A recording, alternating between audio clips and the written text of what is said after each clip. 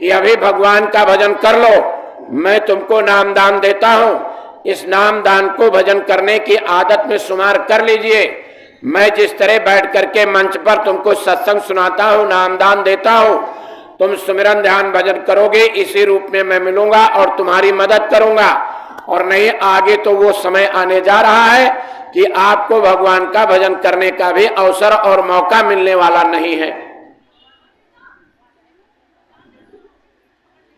आगे चल के सूखा पड़िए तब तुम का वो भाई, अन्न बिना सब भूखन मरी है या काहू नाय सुहाए, और साथे में है गदरो हुई है ईमान कोई बिरले लाए, लड़े सब सहाना रियाया कोई न धीर धराए, मजहब वाले सभी लड़ेंगे कोई न माने भाई, ये धर्म कर्म को मानने वाले भी आपस में लड़ जाएंगे। राजा और रैयत में भी झगड़ा शुरू हो जाएगा, सब आपस में झगड़ा करेंगे, क्योंकि जब तुम भोजन करने लगोगे और हमारे पास भोजन नहीं होगा तो हम उस भोजन की तलाश में आपके पास जाएंगे, आपको खाने नहीं देंगे, इसी पर झगड़ा शुरू हो जाएगा। ऐसा वक्त और समय आगे आने जा रहा है, कोई हमको आपको इससे बचा नहीं सकता है। चाहे जितना पूजा पाठ कर डालो, चाहे जितनी योग यज्ञ हवन जब तक व्रत कर डालो, एक नहीं हर प्रांत में एक एक प्रधानमंत्री खड़ा हो जाए, अभी राम राज्य आने नहीं जा रहा है, अभी राम राज्य नहीं आने जा रहा है। मोटी बात आप लोग समझ लीजिए। समय क्यों खराब आने जा रहा है कि आपने अपने मानव जीवन की कीमत को नहीं समझा।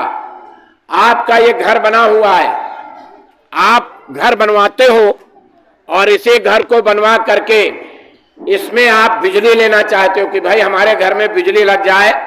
अब हम अपने हर कमरे में वायरिंग करवा दिए हैं, बल्ब लगवा दिए हैं, तो सरकार की तरफ से एक मीटर लग जाता है, खंभे से बिजली का तार खींच करके आपके मीटर में पहुंचा दिया जाता है।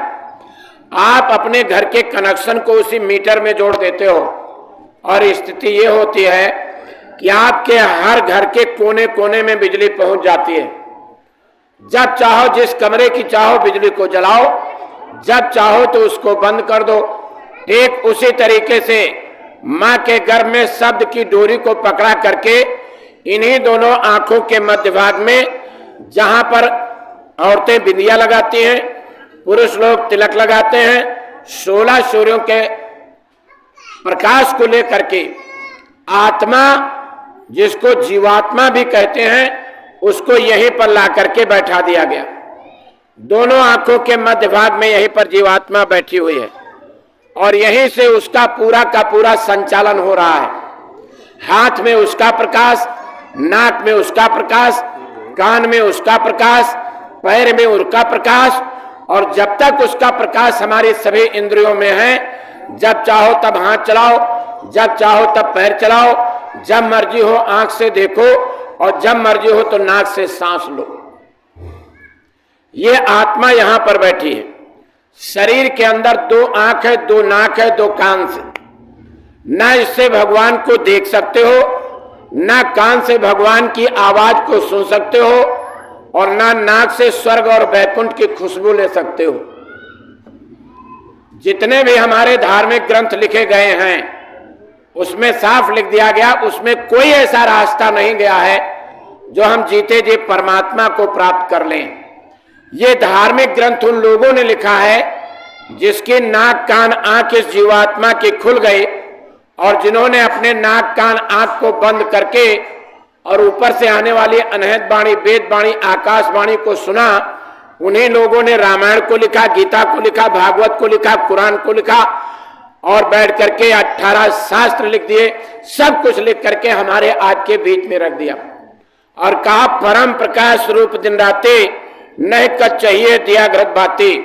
24 घंटा यहीं पर अखंड ज्योति जल रही है, किसी चिराग की जरूरत नहीं है, किसी रोशनी की जरूरत नहीं है, किसी धूप बत्ती अगरबत्ती की जरूरत नहीं है, किसी सोने की थाली में घी के चिराग की जरूरत नहीं है। अखंड ज्योति यहां पर जल रही है। मुश्किल से इन दोनों आंखों के 1-2-3 सेंटीमीटर ऊपर आप जाओगे, यहीं पर आत्मा बैठी है।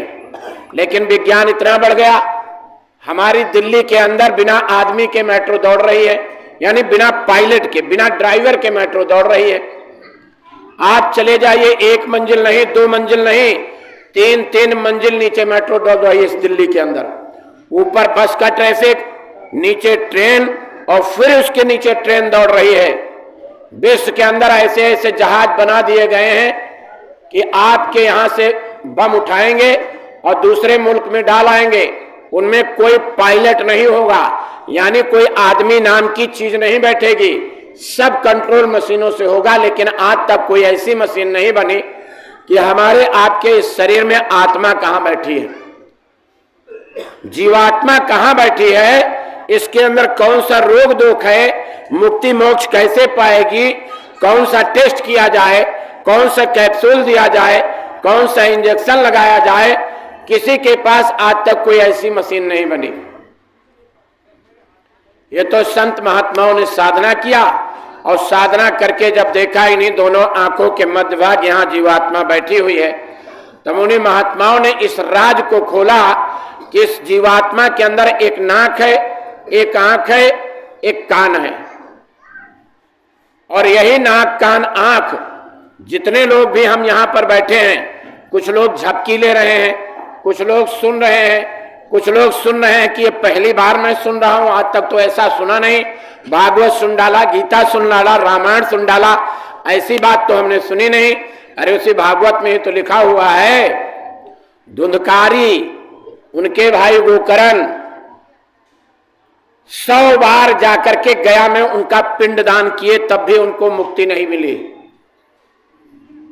ध्यान से सुनिए हमारी बात, भागवत में लिखा है, ये मैं नहीं कह रहा हूं, भागवत में लिखा है 100 बार पिंडदान करने के बाद भी धुंधकारी की आत्मा को मुक्ति और मोक्ष नहीं मिली। उसी भागवत में लिखा है, बिना सत्संग के इस कलयुग में आत्मा का कल्याण नहीं होगा। 2 ही चीजें लिखी गई हैं। पूछा गया कि भाई मुक्ति मोक्ष कैसे मिलेगी, तो पहले सत्संग सुनिए। सत्संग है क्या चीज?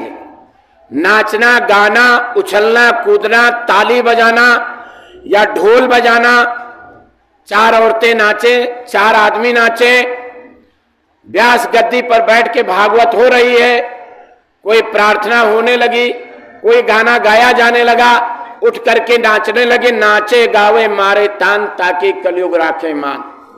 इससे किसी को मुक्ति मोक्ष नहीं मिलेगी। और ये सत्संग नहीं है, ये केवल मन का मनोरंजन है। सत्संग का मतलब, जब बहुकाल करिए सत्संगा तब कहूं होए मोह भोभंगा। संसार से मोह माया ममता जब खत्म हो, वही सत्संग है। सत्संग का मतलब जहां आपको सच्चाई का बोध करा दिया जाए, सच्चाई का परिचय करा दिया जाए, वो सत्संग है। बिन सत्संग न हरि कथा, तेहि बिन मोह न भाग, और मोह गए बिन राम पद होय न दृढ़ अनुराग। एक घड़ी, आधी घड़ी, आधी में पुनि आध, गोस्वामी संगत साध की, कटे कोटि अपराध। ऐसा सत्संग जब मिलेगा, तब हमारी आत्मा जब उसको सुन के तृप्त होगी और किसी पहुंचे हुए संत से नामदान लेगी, नामदान लेकर के जब बैठ करके भजन करेगी, तब यह आत्मा के ऊपर चढ़े हुए जन्म जन्मांतरों के अच्छे बुरे कर्मों के पर्दे जब साफ होंगे, तो यह जीवात्मा को शब्द की डोरी मिलेगी। और उसी शब्द की डोरी पर बैठ करके, राजघराने में रहने वाली मीराबाई क्षत्रिय परिवार में पैदा हुई थी, किसी राजा की रानी थी, ऊपर से नीचे तक सोना चांदी हीरे जवाहरात लदा हुआ था। लेकिन संत रविदास मिले, पहुंचे हुए संत थे, त्रिकालदर्शी संत थे, मीराबाई को जीते जी परमात्मा के मिलने का रास्ता दे दिया।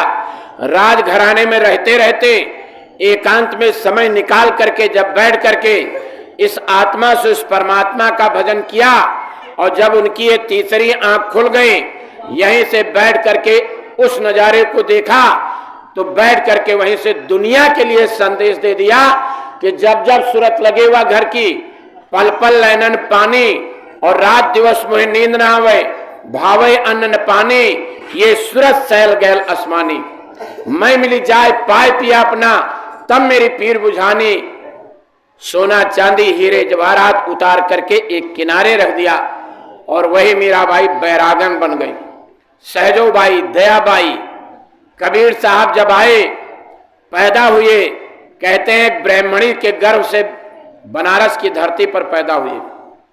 लोक लाज बचाने के लिए उसने कबीर साहब को ले जा करके लहर ताला तालाब है उसे के किनारे फेंक दिया। मुसलमान पति पत्नी जा रहे थे और वहीं पर जा करके जब देखा कोई बच्चे की रोने की आवाज आ रही है तो उठा करके ले आए। कोई उनके संतान नहीं थी, ले जा करके उस बच्चे की परवरिश करने लगे। धीरे धीरे बड़ा हुआ, उसका कबीर नाम रख दिया। कबीर साहब को हाथ से कपड़ा बुनने का तरीका सिखाया जाने लगा। लेकिन वही मुसलमान परिवार जब खुदा की इबादत के लिए सुबह शाम नमाज पढ़ता था, कबीर साहब ने पूछा ये क्या कर रहे हो? कहले खुदा की इबादत कर रहा हूं। इससे क्या होगा? वो खुदा का दीदार होगा, जन्नत नसीब होगी। कबीर साहब भी खोजते खोजते रामानंद के पास पहुंच गए। रामानंद जी महाराज ने उनको नामदान दिया, बैठ करके भगवान का भजन किया और जब यहां से कचरा और गंदगी हट गई, यहीं से बैठ करके उस परमात्मा को देखा, उस साहब को देखा, बंदगी करके दुनिया को संदेश दे दिया। या घट भीतर मंदिर मस्जिद, या ही में गुरु हमारा, या घट भीतर सात समुंदर, कोई मीठा कोई खारा, और या घट भीतर राम में देखा जब तीसर नैन उघारा। जब हमने तीसरी आंख खोली तब भगवान हमको दिखाई पड़ा, हमने ईश्वर को देखा और वही कबीर साहब ने दुनिया को संदेश दे दिया। आंखिन मध्य पाखी चमके, पाखिन मध्य तारा, अव्वा बीचे दूरबीन लगाकर उतरो भौजल पारा। अजाव अनार दो भेस्ट के द्वार पर लखे दुर्वेश कोई फकीर प्यारा। इतना बड़ा संदेश दे दिया। एक भी शब्द पढ़े लिखे नहीं कबीर साहब, लेकिन आज पढ़े लिखे लोग उनके लिखे हुए पद और लिखे हुए दोहों पर पीएचडी की डिग्री हासिल करते हैं। इस आवाज को सुनने वाले सभी धर्म प्रेमी घड़ी दो घड़ी, घंटा दो घंटा का बाबा जय गुरुदेव जी महाराज का ये संदेश जीवन में शायद ही पहली बार आप लोगों ने सुना होगा। ऐसा संदेश सुनने को नहीं मिला। रामायण को सुना, भागवत को सुना, गीता को सुना।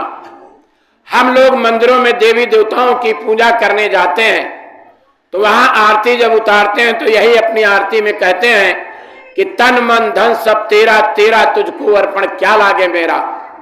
सब कुछ तुझको अर्पण है। इतने भाव विह्वल हो जाते हैं, इतने उदारवादी बन जाते हैं, भगवान के सामने कहते हैं कि सब कुछ तुम्हारा है। लेकिन गलती से अगर कोई भगवान प्रकट हो जाए मंदिर में कि जब सब कुछ हमारा है तो लाओ दे दो हमको, देगा कोई? क्यों भाई, आप लोग बैठे हो, इतने सब लोग भगवान की पूजा करते हो, कोई देगा? क्यों नहीं देगा?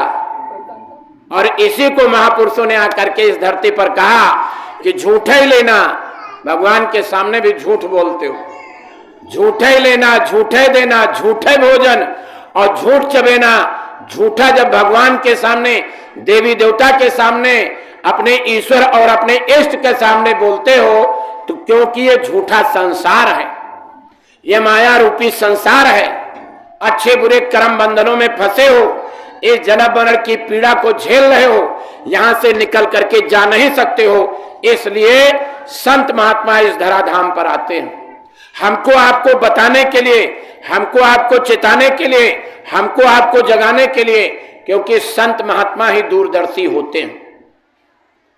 वो दूरदर्शी होते हैं, आगे की बात जानते हैं, इसलिए वो बताने के लिए आते हैं। बहुत लोगों को नामदान मिल गया, कहेंगे बहुत पुराने हैं, अभी तक आंख नहीं खुली, बहुत दिन से सुमिरन ध्यान भजन